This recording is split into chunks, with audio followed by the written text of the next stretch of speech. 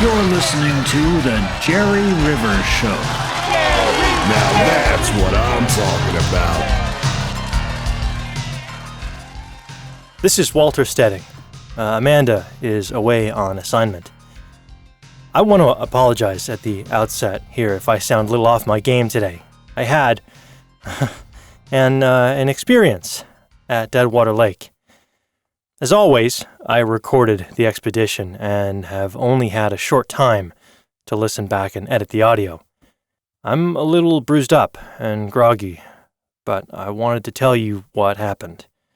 So today's show might be a little rough, but I think you'll hear why I needed to play this. On our last show, we heard from Jerry himself about some of the suspicious activity around the Canby estate in Westfield, New Jersey. We aren't sure of the exact relation of what he was witnessing to the larger picture of our investigation, or if it's even related.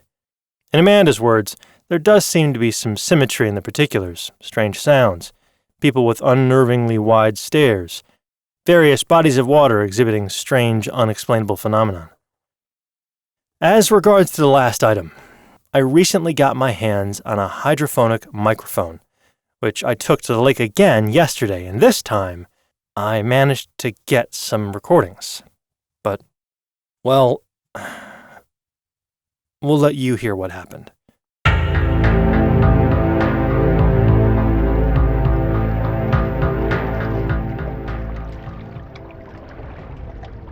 It's a mid-November afternoon here on Deadwater Lake.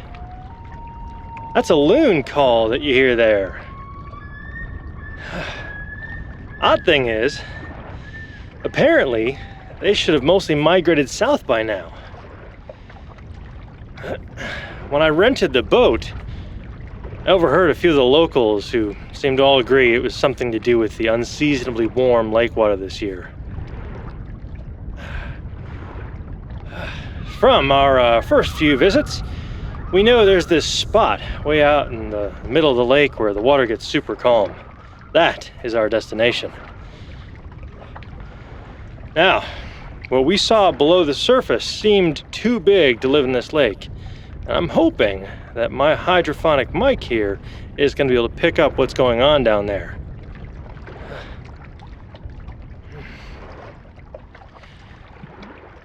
All right. Sounds like we're here. I still can't explain this. Out where the wind should be stronger, the water's dead calm. It is the phenomenon that gave the lake its name. Before I was even done preparing the mic, I heard the sound Amanda and I had heard on our first visit. Listen. That is the sound I want to pick up. If it's this loud above the surface, hearing it close up might give us some idea of what's making it. I got the mic into the water quickly. In my haste, I splashed myself and was startled by how warm the water was. I had asked about springs, but was told they were more likely to be cold water rather than warmer. I submerged my hand. It felt like a bathtub. Very odd for mid-November, to state the obvious. I put my headphones on to listen as I unreeled the mic, just in time for the sound to stop. So I waited, with the mic suspended down about 15 feet below the surface. Here's what I heard for the next hour.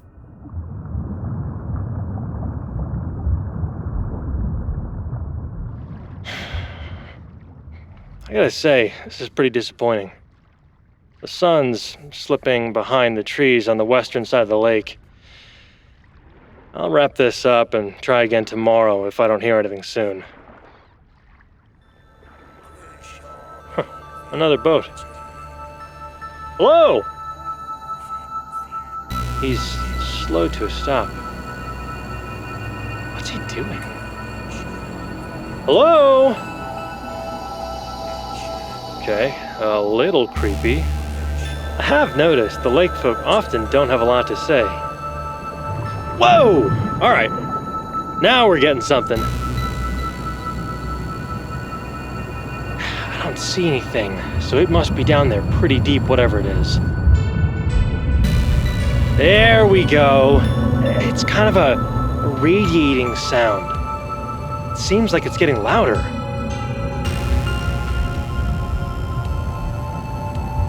something's glowing red.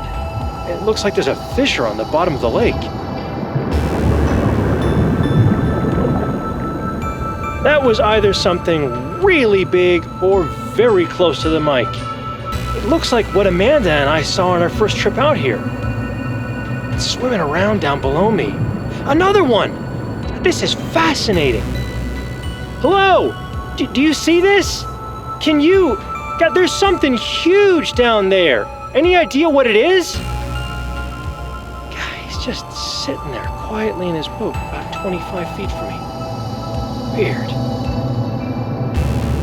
Wow. That sound is getting pretty loud. All right, taking the cans off now. That's just too much. That is still loud even with the headphones off.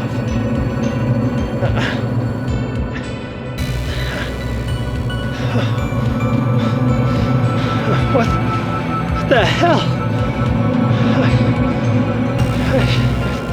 I actually kind of feel a little faint. This is... Oh, man. Hello? Hello? I should head back to land. Oh, damn it. This is where it gets really strange. I must have blacked out from the sound. It wasn't just loud, it was like the texture of the sound, the beating rhythm of it just overcame me. I don't remember anything from that moment on. I mean nothing until this morning. It's a lot of time lost. I came to standing by my car. I was just staring down at my open trunk. My bag was there with all my gear. I thought I heard someone walking away through the trees, but I can't be sure. Now, I don't know how I got there. I was unaware of what day it was even, but I could see it was morning. On the drive back, I slowly realized that I'd been unconscious for something like 12 hours. I know that sounds nuts, but I have no memory of anything from that very long stretch of time. But as it turns out, I never stopped the recording. Luckily, I had set it to long play mode, so I've got about 2.5 hours recorded. I've only had time to listen to a short part of that before I had to prepare for today's show. I've decided to play some of that for you now.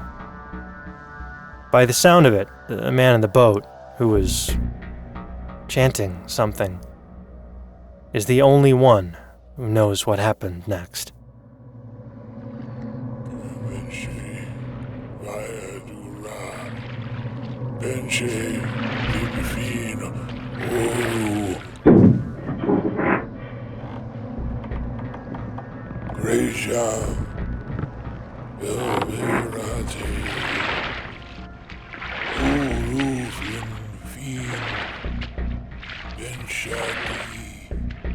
It sounds like he hitched up my boat and towed me ashore.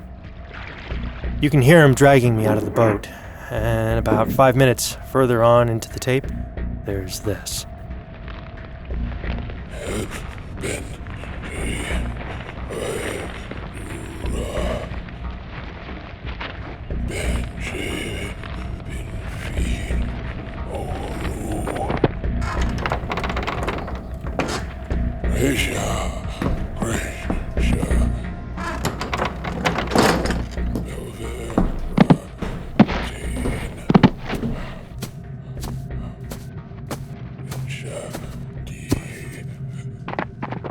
This is one of them. I grabbed him. He was alone.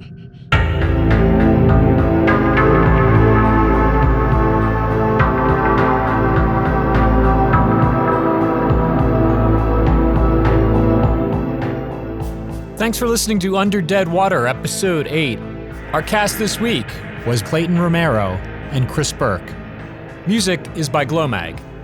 Join us each Thursday night on Twitch for a chat with the cast, horror trivia games, and micro performances. go to twitch.tv/WondervilleNYC or listen to it on our Discord. Check the show notes for details.